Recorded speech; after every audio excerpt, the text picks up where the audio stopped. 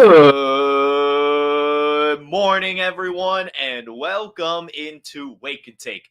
It's your boy Jason, and we have some football to talk about today. We've had some big news develop yesterday with Mike Evans re-signing with the Tampa Bay Buccaneers, and also Russell Wilson officially informed that he will be released by the Denver Broncos.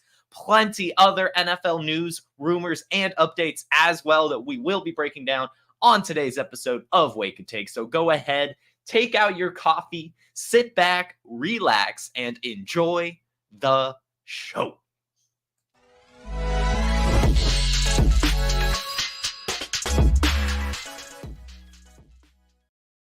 All right, good morning, everyone, and welcome in on Instagram, on Facebook, on YouTube. All City says bird gang. I mean parrots, LOL. So true. So true. As you guys know, big bird guy over here, it keeps coming up on these shows. Or you got to refer to Twitter as Twitter.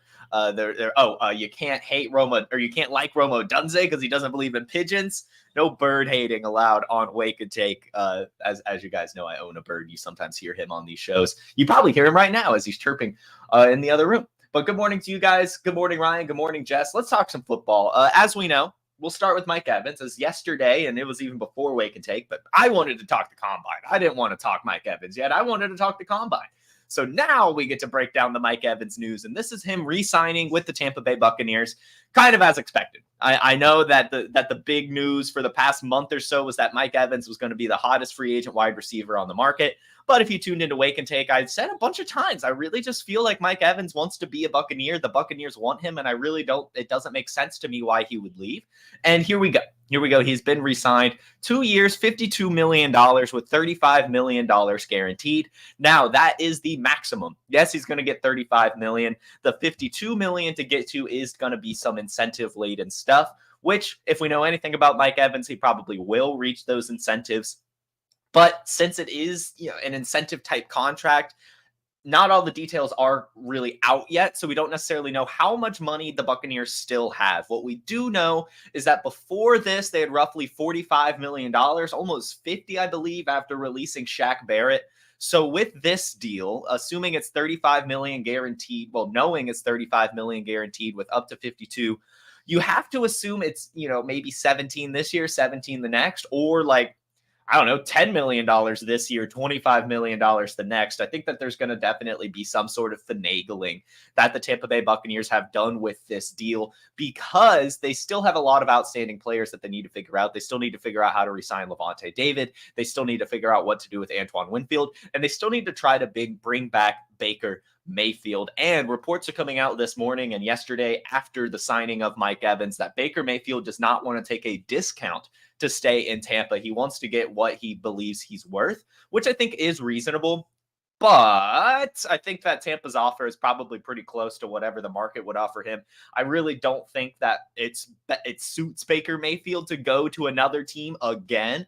Maybe that's what he wants to do. Maybe he just cares about the money. But if I'm Baker Mayfield, I'm staying in Tampa with the team I just led to the playoffs with year two, going back into a system I'm familiar with players that I'm familiar with players that I played well with after being basically cast aside my past three teams, finally finding a place that likes me, that I like. Why would you want to move on from that?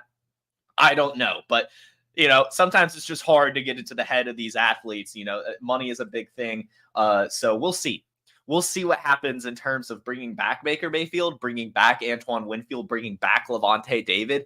I do think at this point, something will have to give, depending on how Mike Evans' contract is. I do think that it's probably backloaded, or maybe some void years. Some weird stuff is definitely going to be happening in this Mike Evans contract that will still allow them to probably get 2 out of the 3, maybe all 3. But if I had to guess, I think Antoine Winfield is coming back. There are reports this morning and yesterday after Mike Evans signing. Antoine Winfield is expected to be signed to probably the highest paid contract for a safety in the NFL. Some reports out there suggesting that he will be receiving around $20 million a year. And then it goes on further. If they do not reach a deal, he is expected to be franchise tagged today. We'll talk about that a little bit later. Today is the last day to franchise tag players. So I've got a little bit to talk about there, but not quite yet. But either way, if they do franchise tag Antoine Winfield, it'd be about $17 million for the season. So again, we don't know how much Mike Evans' contract counts towards the cap this year yet. But if I had to assume, it's probably less this year and more next year, where he's getting a lot of that guaranteed money, because the Buccaneers do want to bring back Antoine Winfield for sure. They probably want to bring back Lavonte David, given he's been a career Buccaneer and he's good. And they probably want to get Baker Mayfield back as well. I doubt that they want to sign Mike Evans and give him another bad quarterback, or not really have an answer there. And we know it's not going to be Kyle Trask. So honestly, guys, I'm going to just give the guess here. I've kind of gone all over the place the last few minutes, but I'm going to say they get Antoine Winfield on the franchise tag today. They sign Baker Mayfield within the next couple weeks to a decent contract. And then they figure out some sort of discount for Lavonte David. I think that all three actually will be back as a Tampa Bay Buccaneer the more and more I think about it. I just don't think that they want to get rid of as much. They want to keep as many of these building pieces that they have. Because, again, they just made the playoffs. They just won the NFC South. And it was in the first year with Baker Mayfield. I think that, you give another year in that system, then I mean, you have to kind of expect that they'd be the favorite to win the NFC South again. And that's ultimately what they're after. And I think if they move on from Baker Mayfield, then they're kind of in this weird rebuild / not rebuild, since they have an older roster. Also, it's just a weird team right now that they kind of need as many of the pieces as they had last season. I think they'll figure it out. I really do. I think that this Mike Evans contract is going to be interestingly laid out to where there's a ton of room for this season still. So let's go ahead and move on to the big piece of news, which will actually lead into one of these comments here. Russell Wilson. Russell Wilson, we talked about, I think it was last week, but maybe 2 weeks ago. I think it was last week, right before the combine. I had an episode just kind of discussing the Russell Wilson situation. It had been heating up again, and I told you guys that he's going to be released, within the next couple of weeks and probably sign a vet minimum contract. That is still the case. As you guys know, Russell Wilson is guaranteed to make $39 million this season, regardless of whatever team he's on, with the release of the Denver Broncos. That's just in his contract. And so he's going to be able to sign a vet minimum contract wherever, because he's getting paid handsomely no matter what. So that's kind of the deal here. Russell Wilson's going to get released. Well, has already been told he'll be released on March 13th when the new league year starts. But they have also allowed him, they're not really worried about it. He's able to go interview over the next few days. So we might hear something before March 13th, but either way, that's the official day. But let's just kind of take a step back and kind of look at this situation here, as we already know everything is going to happen, right? He's going to get released. He's going to sign somewhere really cheap. But what got us here? Because it's kind of a very interesting story, and it's almost hilariously terrible on the Denver Broncos part. So they gave up Drew Lock, Shelby Harris, Noah Fant, first-round pick in 2022, which turned into Charles Cross, a second-round pick in 2022 that turned into Boye Mafe, a fifth-round pick in 2022, a 2023 first-round pick that turned into Devin Witherspoon, and last year's second-round pick that turned into Derek Hall. And all they got was Russell Wilson and a fourth-round pick. Also, after doing this, they signed him to a massive 5-year extension, which, with this release, Russell Wilson will not even play a single game of his 5-year extension. They could have just traded for him and kept him on whatever Seahawks contract he was on, because the extension that they signed him to hadn't even started yet, and they're releasing him. And they will now be eating $85 million in dead cap, which is the most of any dead money records in history. In fact, it is more dead money than the biggest cap hits before this. Matt Ryan and Aaron Rodgers both had a roughly $40 million dead money hit towards their team. You add both of them together, that's still only $80 million, $5 million extra of dead money going to the Broncos this year. They're going to have to pay $35.4 million of dead money this year and $53.6 million in dead money the next year. And it's kind of funny because Sean Payton left New Orleans because he didn't want to do this. He didn't want to try to rebuild the Saints without Drew Brees stuck in cap hell. Well, now he has to rebuild the Broncos stuck in cap hell without a quarterback. Really without any draft capital, although I guess now they'll have draft capital given it was just 2023 and 2022 picks. But still, it's just an absolute collapse even. And just on the Russell Wilson front, including the Seahawks, because when they traded him, they had to take dead money. This guy has now cost NFL teams $111 million in dead money. Isn't that insane? $85 million in dead money to the Broncos and roughly $30 million in dead money to the Seahawks. Team's just happy to get rid of him at this point, which really has to make you wonder if a team really does even want him, if he really even does still have it. Because now reports are coming out that the Steelers don't even want Russell Wilson. This is coming from Mike DeFabo and Deanna Rossini from The Athletic. They've come out and said that the Steelers do not have any interest in Russell Wilson. They do not have any interest in Justin Fields. In fact, they have no interest in Kirk Cousins, which I find very, very intriguing. Again, these are just reports, so it could be untrue, but we're going to keep reading into it because also there are other reports coming out just in general around this situation, right? At the Combine, General Manager Omar Khan comes out and says he fully believes in Kenny Pickett. He believes that the Steelers should be committed to him for at least one more season and wants to give him another shot. Then reports come out this weekend that Arthur Smith and Kenny Pickett had a meeting in Florida and it went great, according to ESPN's Jeremy Fowler. When you hear those things and you also understand that they want Mason Rudolph back as well for the quarterback competition, then you're probably talking about a Steelers team that's going to roll with Kenny Pickett and Mason Rudolph one more year before becoming desperate at the quarterback position, which I find very intriguing and interesting. And I don't necessarily hate it. I mean, Russell Wilson really has not played well. He had an 11-19 record at the Broncos and really only like a few 3-touchdown games, and most of them 2 touchdowns, like an interception thrown in, rarely throwing for more than 300 yards. I mean, he's clearly not the same Russell Wilson he used to be. So I don't necessarily hate taking one more gamble on your younger quarterback or even the guy who led your team to the playoffs. I mean, let's remember, I keep kind of pounding the table, tapping the table, I guess you'd say. It's not necessarily a pound, but I like what Mason Rudolph did for the Steelers last season. I think it's impressive to go out there the last few games of the year after losing the job and still going out there and winning big games and leading the team to the playoffs in must-win scenarios. I mean, that's what it takes to be a good quarterback in the league.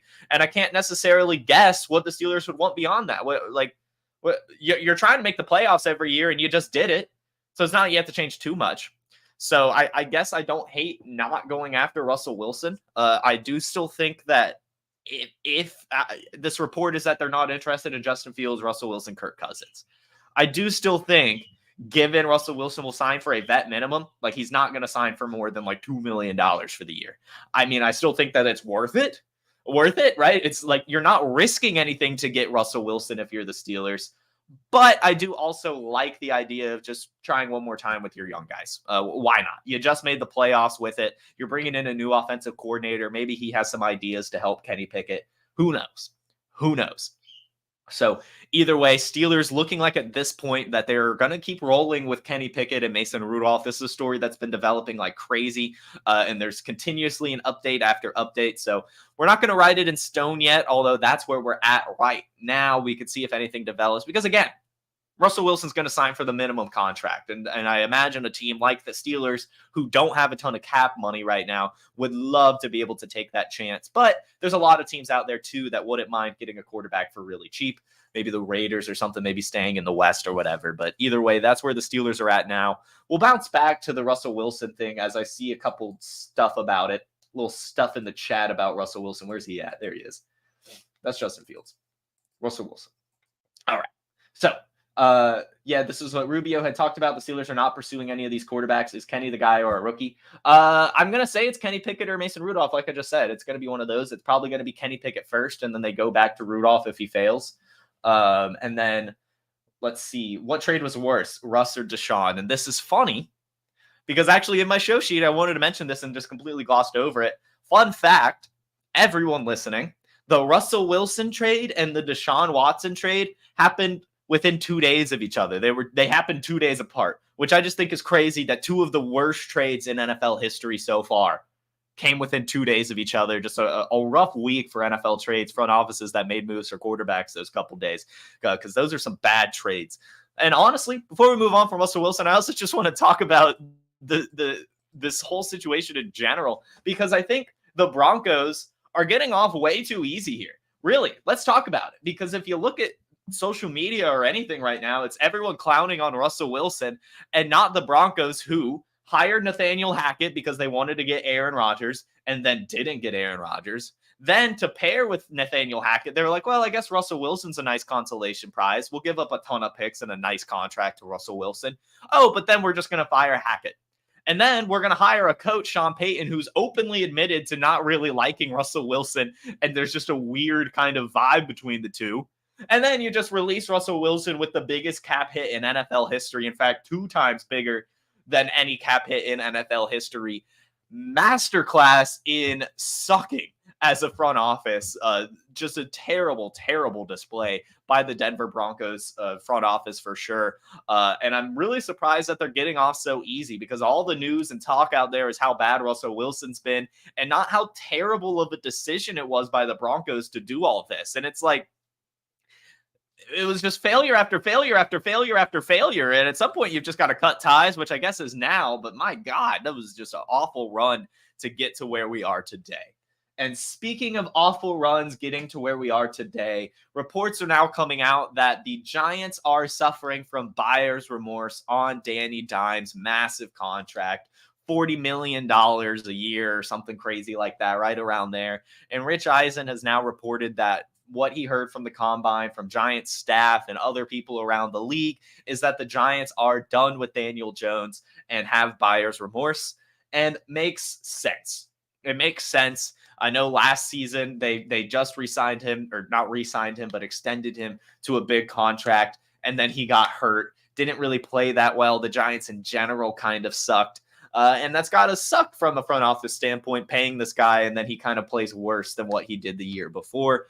I would exercise patience, I think, if I'm the New York Giants. There's lots of rumors out there that they're planning to trade up from number 6 or just take a quarterback at number 6, like a J.J. McCarthy. But let's be honest here. Is J.J. McCarthy really like that much better than Daniel Jones? Probably. I don't know. That might be a hot take, but I just think when you've already spent that kind of money, and he did what he did 2 seasons ago, I think you probably go back to the well with him instead of completely giving up. But maybe that's why I'm not a front office person. And that's where we are today. But I think, honestly, last season seemed to be a big Daboll issue. It really just seemed to be coaching. And then also, I mean, the whole Saquon Barkley drama didn't help at all either. And then all the injuries just kept piling up. And they spent not a ton of money, but they brought in Darren Waller for some reason, which was just a mood killer. It was just everything was going wrong with the Giants last season that I wouldn't read too much into it if I'm the front office. But I think they are. And instead, they're just going to waste money, just like the Broncos did with Russell Wilson. Probably go draft a quarterback or trade for one that fails just as spectacularly as Daniel Jones, because let's face it, it's not a good landing spot, and it's tough to be a good quarterback on a team with no wide receivers and a terrible offensive line. It's awful in New York, and I feel bad for Danny Dimes, to be completely honest, because I mean, it wasn't even like he was too terrible before getting injury. He was fine given the circumstances. So anyway, that is what it is. Giants looking like they're going to be moving on from Daniel Jones this offseason, which maybe that's the team that gets Russell Wilson for $1 million or whatever. But that's the story there. And the next quarterback story, big quarterback day, is on Justin Fields. Reports are now coming out from Albert Breer at Sports Illustrated that the Bears will probably be waiting to deal Justin Fields until after Kirk Cousins and Baker Mayfield sign with a team, which I think makes a ton of sense. You might as well throw Russell Wilson in there. Basically, what they're doing is trying to capitalize on desperation. If every team has their quarterback, or all the quarterbacks are off the open market, then that just leaves Justin Fields. That puts them in a lot stronger of a negotiation position. And I'm sure they'll be able to get a bit more once teams realize Justin Fields is kind of their only option. So once we see Kirk Cousins sign back to Minnesota, and once we see Baker Mayfield re-sign with Tampa Bay, that's when we'll see Justin Fields traded to the Atlanta Falcons for a 3rd-round pick. It's going to be awesome. Just wait for it. It might even be a 2nd if they play their cards right. Which has now led us to we've got 2 stories left. We'll start with Jason Kelce. He officially retired yesterday, had a press conference and everything. We all knew he was retiring, right? I mean, you don't go to the Super Bowl and do the beer chugging thing if you're not retiring. And he had kind of already hinted at it anyway. But it's official now. Great career for him. It was a really great press conference if you haven't watched it. Very just eloquent speech giving, just a great reflection on his career. Just a really great dude. So if you haven't watched that, I recommend it. And I just want to play the applause sounder for a great career for Jason Kelce. You will be missed on the Philadelphia Eagles for sure. It will be interesting to see if they can pull off the tush push next season without Kelce. But either way, great career. Sad to see him go. And excited to see what the next chapter for him is. As you know, we've got the successful podcast. I'm sure he'd be a great broadcaster. I'm sure we'll see him a ton next year, just in a different capacity, not necessarily on the football field. Which brings us to the last news story of the day. As hinted at the beginning of the show, today is the last day for teams to apply the franchise tag, which means we are going to see the Buccaneers either tag Antoine Winfield, which seems to be the case, or maybe Baker Mayfield if they feel so inclined. And then also we should have some more insight into the Michael Pittman situation today. A lot of people expect him to be franchise tagged, but it's possible that he doesn't. I think the situation here is he will get franchise tagged and then they sign a contract. But if he doesn't get franchise tagged, just kind of keep your eye out for what goes on in terms of contract negotiations. I'm sure with Michael Pittman, he's still going to return to the Colts. I know that Chris Ballard came out and said that they will tag him if they have to. So that's probably what's going to happen. But still, it hasn't happened yet. And today's the last day to do it. So keep your eyes peeled and just, keep being informed on what goes on with Michael Pittman. We'll surely be talking about who gets tagged tomorrow and the implications of that. So make sure you tune into that episode of Wake and Take tomorrow, 10 a.m. Eastern on the Player Profiler, YouTube, Facebook, and Instagram. Everyone, let me check real quick if we have any questions in the chat. What trade was worse, Russ or Deshaun? Probably the Russell Wilson trade, given how much money was also lost. I think that the jury is still technically out on Deshaun Watson, given he's still at least on the Browns and starting next season. But if Deshaun Watson comes out and sucks again, then it becomes even more arguable. But I think of right now, it's got to be Russell Wilson because at least Deshaun Watson is still on the Browns, right? Like that's kind of the way to answer that. Let's see. And that kind of seems it. Lots of good talks and points here. Ryan's Kenny Pickett Dynasty shares, hopes he figures it out. Mine too. I have him in one super flex league for some reason. It kind of sucks. Hurt me a lot last season, but hopefully he does turn it around. And then the Bears are only going to get a late pick. Ooh, I think I accidentally deleted your comment, Ryan. Sorry, but you were saying that the Bears are probably going to get a late second, early third, I believe, which makes sense given what we're hearing around the market for Justin Fields. So everyone, thank you so much for tuning in. As always, you guys were a fantastic audience. I love spending my mornings with you guys, and I hope to see you all tomorrow at the same time, same place, as we break down more NFL news and whatever else I feel like talking about tomorrow. Make sure you hit the like button and make sure you subscribe to Player Profiler before you head out of here. You guys have a terrific Tuesday and a wonderful rest of your week. Peace. Hey, I want to thank you for being part of this broadcast. If you have any thoughts on it, leave a comment. If you enjoyed it, make sure you leave a like. And if you want to see more shows on the Player Profiler channel, subscribe to it. That's how we know you want more.